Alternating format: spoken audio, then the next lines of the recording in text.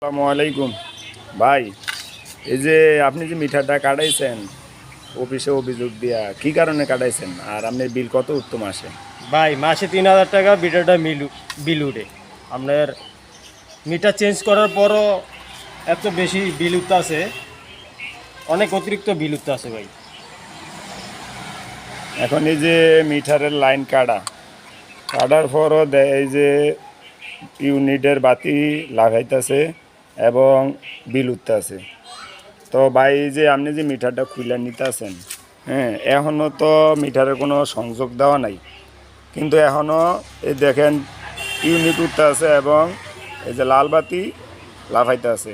তো এটার সমস্যাটা কোন জায়গায় ভাই? আসলে ভাই এই মিটারটা যারা তৈরি করছে অবশ্যই ওনাদের কিছু ভুল আছে মিটারটার মধ্যে, যার কারণে বিলটা অতিরিক্ত আসতেছে এবং মিটার কাটার পরও আপনার ইন্ডিকেটার শো করতেছে। অবশ্যই এই কোম্পানিকে বলবো আপনারা একটু ভালো মানের মিটার তৈরি করতে চেষ্টা করেন, কারণ আমাদের যে শ্রমিক, আমাদের যে দিনমজুরি লোক, ওনারা আপনাদের এই পল্লী বিদ্যুতের বিল দিতে দিতে ওনারা ফকির হওয়ার এক পর্যায়ে।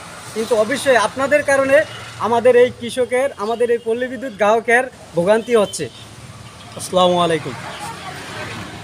এই যে মিটারের কারণে অতিরিক্ত যে বিলটা উঠে এটি তো দিতে মানুষের হিমশিম কাছে, এবং এটা তো মানুষের সাথে প্রতারণা করতেছেন। দেন বিদ্যুৎ সংযোগ নাই, মিটারের লাইন পুরা কাটা, তারপরও এই যে বিল উঠতেছে।